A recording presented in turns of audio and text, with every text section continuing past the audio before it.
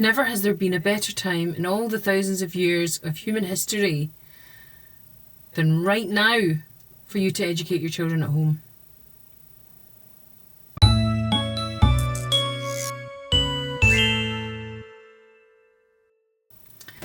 Hi, I'm Christine and welcome to the channel. Now today I want to ask a question, which is homeschool in the UK the answer to Keir Starmer's budget? Now, are you happy with the budget? I know I'm not.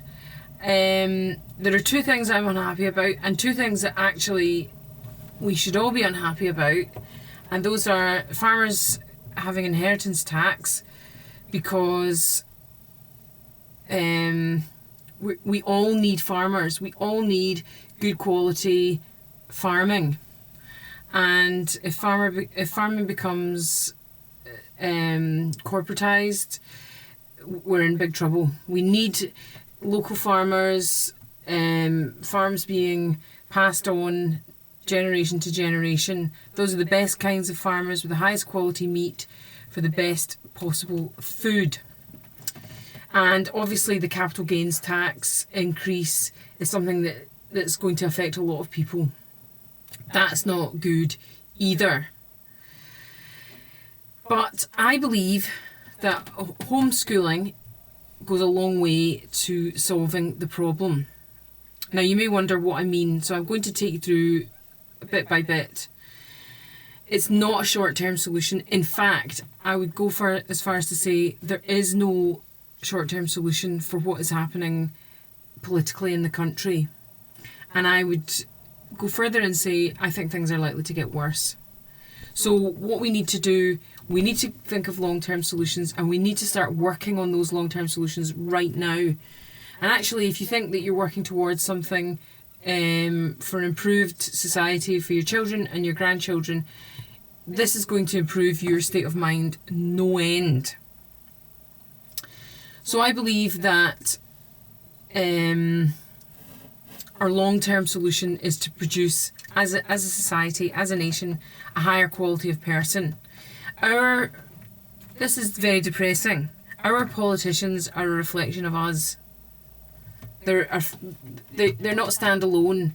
They're part of who we are as a nation, and they reflect us as a people. So in order to have better leadership, we need to have, as a nation, better people. We need to have better character. That's the bottom line. And this means that we need to look to the next generation. Now, to be honest, there's a lot of despair about the next generation and how capable they are. And actually, Keir Starmer is kind of the epitome of that. He's somebody who is unfeeling. He's almost somebody who's unthinking. He takes orders. It's likely that Tony Blair is somewhere behind the scenes pulling strings. Perhaps Sue Gray also is involved in making decisions. But he's somebody who really lacks empathy. He really lacks understanding. He is a true statist. The state is all that matters to him, and people do not matter. He doesn't care about the farmers. He doesn't care about your family. He doesn't care about probably the next generation. Okay? So the truth of the matter is, in order to produce better character in the next generation, we need to take the children away from the state. That's it. That's the bottom line. You have a better chance of producing a son or a daughter of character than the state does. And to prove my point, I'm going to tell the story that happened yesterday. I met a friend yesterday. I haven't seen her in quite a while. And she was talking a lot about her daughter. Now, her daughter is about 13, 14.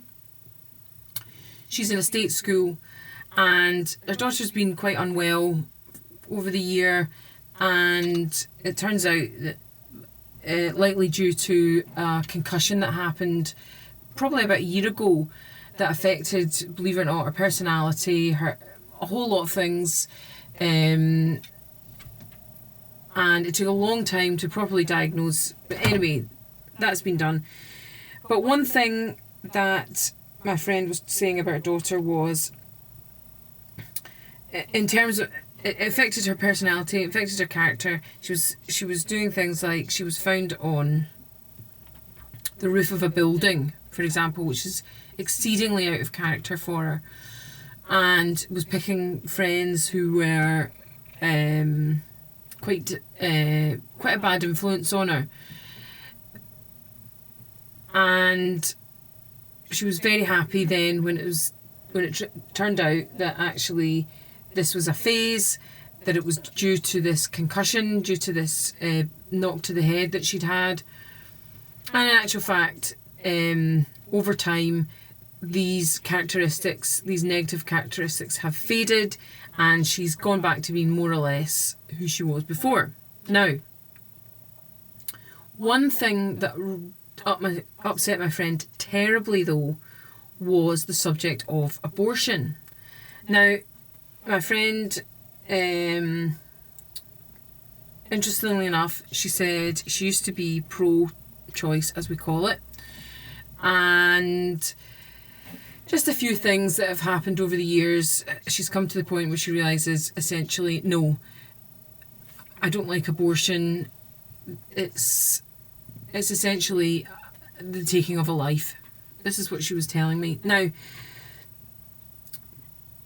what she was upset specifically about was that her daughter was coming home from school, state school, and telling her, my body, my choice. And she was saying, what's happened here? My daughter does not have the same morals as me. And she said, we could discuss it, and I could feel like I was winning the argument, but ultimately none of it penetrated, because her daughter was so entrenched with the propaganda from the school, which she was really upset about because it's a Catholic school, and she had expectations that a Catholic school would be, her daughter would learn pro-life morality, but that has not happened. And she was very upset to discover that her daughter has a different moral standard from herself. And that is very upsetting. She is taking steps to rectify it. Unfortunately, one of those things is not to take her child out of school, but she is taking steps to strengthen bonds within the family, because she wants to rectify this situation. She doesn't want this to go on. She wants herself and her partner's standards to be those of her daughters. Okay, so this is the point I'm making. We've got a child here from a loving home, mum and dad there. She's an only child. She's very well looked after. Mum and dad have high standards, both of education and of morality. But the daughter, because she's in a state school, has a lower standard. Okay? Now, as I say, that family, they're putting things into place to try and rectify that. But here's the thing. This is a question for you to ask yourself. If you're not teaching your child moral standards, who is? Who is building their character if it's not you? And if your child is from the age of 5, sometimes actually even younger, if a lot of mums go back to work after a year, obviously part-time, a lot go back part-time, some can't afford to do that, life is tough. I understand all these things. But my question would be, what kind of characteristics do you want your child to have? What moral standards do you want your child to have? So what I'm saying is, our only hope for the next generation is to have a next generation with higher standards than ours, with better character than even we have, better character than Keir Starmer, and the cabinet, Rachel Reeves and all these people of better character than the previous government. I mean, Boris Johnson, Rishi Sunak, Liz Truss, all these people, are these people that we can trust? Are these people that we look at and think, yeah, the country is safe in their hands? Or are these people with low standards, low morals, low quality characters? And I would argue that homeschooling in the UK is the best solution to counteract these things. It's going to take a long time, but the best things don't come easily. They don't come cheaply. They take time.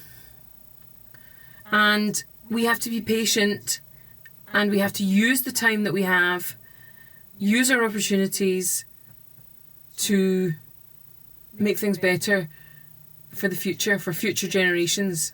Homeschooling is going to go a long way to doing that. And so I'd highly encourage you to think these things through and to take your child out of school and homeschool yourself. Okay, thanks for watching. See you in the next video.